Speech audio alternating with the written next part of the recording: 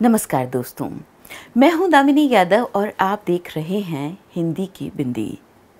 मई के इस तपते महीने के थपेड़े महसूस करती हूं तो लगता है कि शोले से दहकते ये थपेड़े मानो किसी दिलजले आशिक की आह हों। हो भी सकता है क्योंकि कुदरत भी तो सच्चाई का साथ हमेशा से देती ही आई है।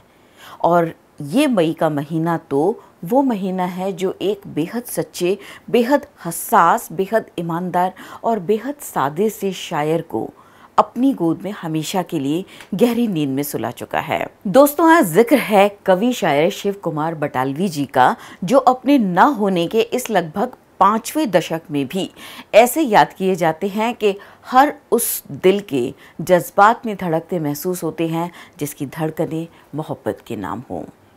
पंजाब के इस कवि शायर के जिक्र पर आती हूँ तो सोचती हूँ कि 5 दरियाओं वाले पंजाब की मिट्टी में ना मालूम कौन सी सौगात बरसी हुई है कि इस मिट्टी से बाबा बुल्ले शाह पैदा होते हैं, पाश पैदा होते हैं और शिव कुमार बटालवी पैदा होते हैं। तो चलिए कुछ यादें आज शिव कुमार बटालवी जी के नाम ही ताज़ा कर ली जाएं।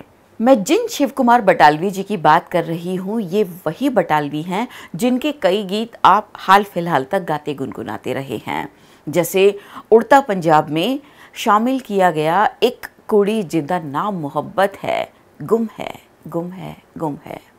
फिल्म लव आजकल में शामिल किया गया अज दिन चढ़िया तेरे रंग वर्गा और मैनू तेरा शबाब ले बैठा, रंग गोरा गुलाब ले बैठा सरी के गीत, जिनकी मिठास में इस सीधे सादे शीरी लब शायर की ज़बान हर दौर में अपने होने का एहसास कराती रही इन गीतों के ज़रिए। शिव कुमार जी का जन्म सियालकोट पाकिस्तान के गांव बड़ा पिंड लोहतिया में हुआ था। अगर उनके जन्म की तारीख की बात करूं तो कुछ जगहों पर ये तारीख 23 जुलाई 1936 बताई गई है, तो कुछ जगहों पर 7 अक्टूबर 1937।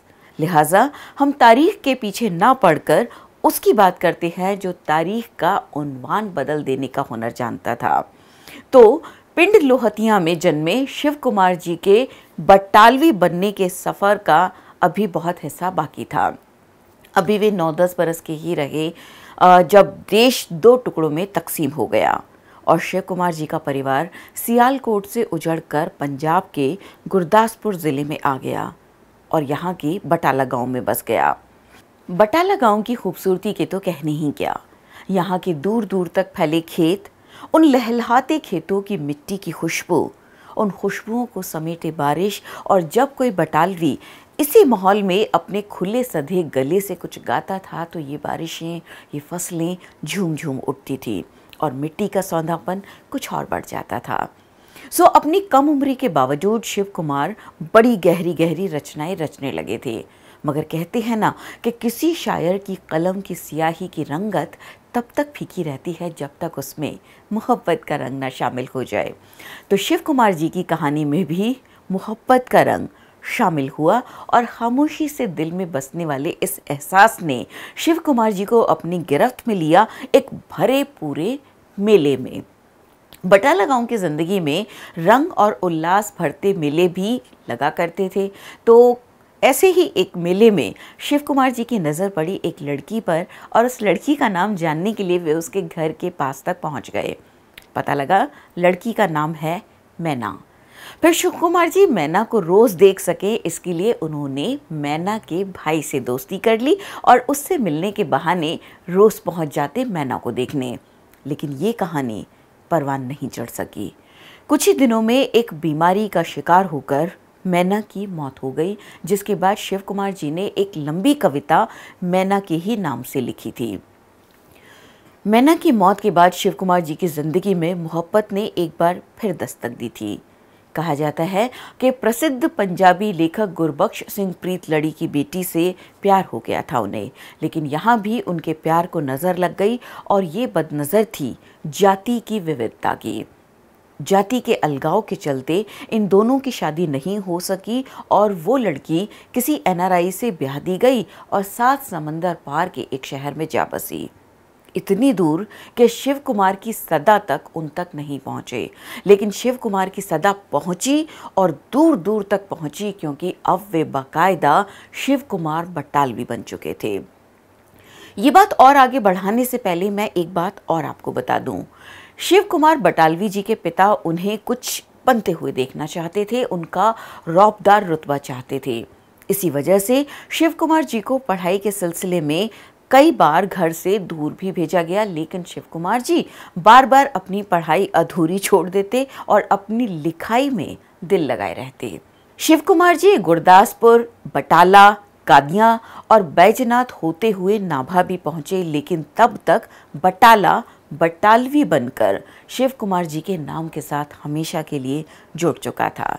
शिव कुमार बटालवी जी महज 24 साल के ही थे जब उनकी कविताओं का पहला संकलन पीड़ा दा परागा प्रकाशित हुआ था, जो प्रकाशित होकर आते ही पाठकों के साथ साथ आलोचकों के भी दिलो ज़हन पर छा गया और खूब प्रसिद्धि बटोरी। शायर बेहद हसास होते हैं और हर दिल के दर्द को महसूस कर लेते हैं, फिर औरत तो है ही दर्द का दूसरा नाम।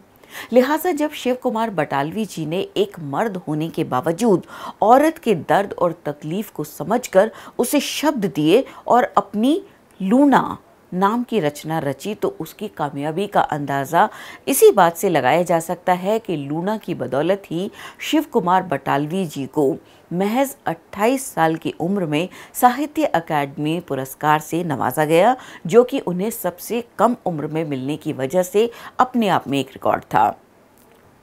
लूना शिव कुमार बटालवी जी की न सिर्फ ऐतिहासिक और अमर रचना है, बल्कि इसे आधुनिक पंजाबी साहित्य की एक बेजोड़ और आधुनिक पंजाबी किस्सा गोई की अमर रचना होने की भी मान्यता प्राप्त है। इस वक्त तक उनकी कई रचनाएं खासी प्रसिद्धि पा चुकी थी, जैसे कि पीड़ा दा परागा, लाजवंती, आटे दियां चिड़ियां, मैनू विदा करो, दर्द मंदा दियां आहीं, लूना, मैं ते मैं, आरती वगैरह। इसी दरमियान जहां एक तरफ शिव कुमार बटालवी जी की कलम धार पा रही थी, ये दर्दमंद शायर कवि अपने दर्द के चलते शराब की बहुत ही बुरी तरह से लत लगा बैठा और अपनी जिंदगी की धार धीरे धीरे कम करने लगा। उनकी ढेरों रचनाओं में जिंदगी के प्रति उदासीनता और मौत के प्रति आशनाई देखने को मिलती है। हालांकि ऐसा भी नहीं है कि शिव कुमार जी ने सिर्फ प्रेम और विरह को ही अपनी कलम से शब्द दिए थे। उन्होंने गांव की उस सौंधी मिट्टी, लहलहाती फसलों और क्षेत्रीयता को भी अपनी रचनाओं से कभी दूर नहीं होने दिया, जो उन्होंने बटाला गांव में रहते हुए महसूस की थी और जो बटालवी उपनाम से उनके नाम के साथ हमेशा हमेशा के लिए जुड़ चुकी थी। पूरे पंजाब में शिव कुमार बटालवी जी की कविताएं और गीत इस तरह से मशहूर हुए कि घर घर वे लोकगीतों की तरह गाए जाने लगे। यहाँ तक कि कुछ लोग तो इन गीतों को सूफी कलाम तक समझ लेते थे। बस एक कसक यही रही कि बाज़ दफ़ा तो लोगों को शिव कुमार बटालवी का नाम तक याद नहीं रहता था, लेकिन ये उनकी रचनाओं की अमरता थी कि वे गीत आज तक लोगों की ज़बान पर जिंदा हैं, न सिर्फ हिंदुस्तान में बल्कि सरहदों को लांघ कर पाकिस्तान में भी और हर उस जगह भी जहाँ दर्द की कद्र होती है, दर्दमंदी की कदर होती है।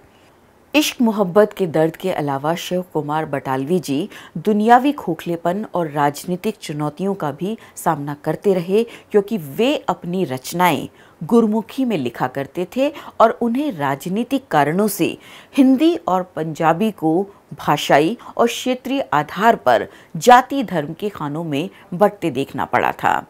अपने दिल की ज़बान को इस तरह से बढ़ते देखना शिव कुमार बटालवी जी को और तोड़ गया। लोग भी अपने स्वार्थ और बर्ताव के नकलीपन के चलते उन्हें लगातार ठेस पहुंचाते थे, जिसके चलते कवि सम्मेलनों, मुशायरों से बहुत पहले ही वे नाता तोड़ चुके थे।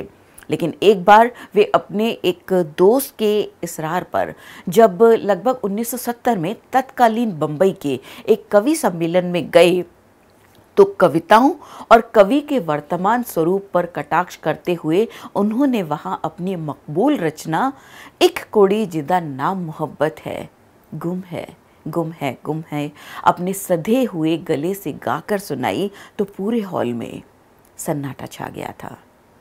शिव कुमार बटालवी जी की आवाज़ के जादू को तोड़ने की हिम्मत फिर कोई नहीं कर पाया। शिव कुमार जी का घर भी बसा, उन्होंने शादी भी की, बच्चे भी हुए, लेकिन दिल दर्द में ही इस तरह से आशना था कि एक बार उजड़ा तो फिर बस ही नहीं पाया। वे अपनी रचनाएं रचते और रचकर भूल जाते, इसीलिए अक्सर अपना लिखा हुआ देखकर पढ़ते थे। कभी उन रचनाओं को लिखने की जगह कागज और स्याही न होकर दीवार और कोयले का टुकड़ा भी हुआ करता था। कभी इन कलाम को पढ़ने की जगह कोई कवि सम्मेलन या मुशायरा न होकर अंधेरी रात का कोई लैंप पोस्ट होता था, जिसके नीचे अकेला बैठा रोता तन्हा ये गाता शायर मौजूद रहता था। शिव कुमार बटालवी जी की आवाज़ में ही उनके गीत सुनते हुए एक बार पंजाबी की प्रसिद्ध लेखिका अमृता प्रीतम बुरी तरह से रो पड़ी थी और बोली, बस कर वीरे, और नहीं सुरा जांदा। और उन्होंने शिव कुमार जी को हमेशा याद किया बिरह का सुल्तान कहकर। आखिरकार 7 मई 1973 को भरी जवानी में ये शायर हमेशा के लिए अपने सफ़र पर तन्हा ही निकल गया। हमेशा मौत की ख्वाहिश करते रहने के चलते उन्होंने अपने को शराब के हवाले कर दिया था और शराब ने उन्हें अपनी गिरफ्त में लेकर लिवर सिरोसिस का शिकार बना दिया था। शायर तो चला गया, लेकिन अपने गीत ज़माने के लिए छोड़ गया, जिसे नुसरत फ़तेह अली खां साहब, महेंद्र कपूर जी, जगजीत सिंह जी, नेहा भसीन, गुरदास मान जी, आबिदा परवीन साहिबा, हंसराज हंस से लेकर राहत फ़तेह अली खां और दिलजीत दोसांझ तक ने गाया है।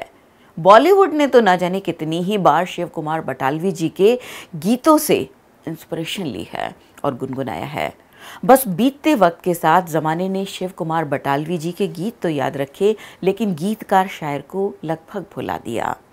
शिव कुमार जी कहते थे, हम सभी लोग एक धीमी मौत मर रहे लोग हैं और ये हर इंटेलेक्चुअल के साथ होगा, हर बौद्धिक व्यक्ति के साथ ये होगा ही होगा।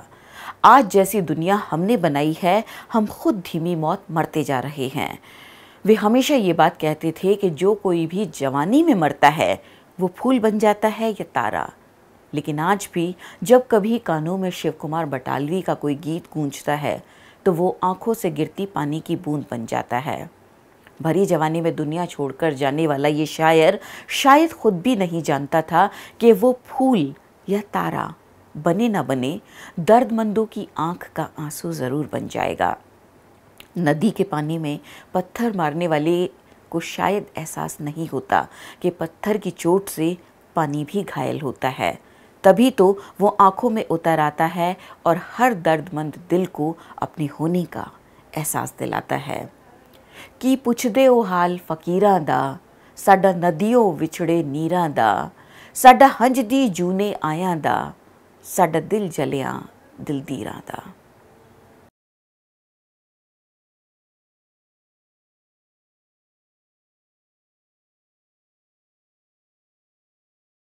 द वायर के और वीडियोस देखने के लिए सब्सक्राइब करें और बेल आइकन पर क्लिक करें। स्वतंत्र पत्रकारिता की आर्थिक मदद करने के लिए डिस्क्रिप्शन में दिए गए लिंक पर जाएं और अपनी राशि चुनें।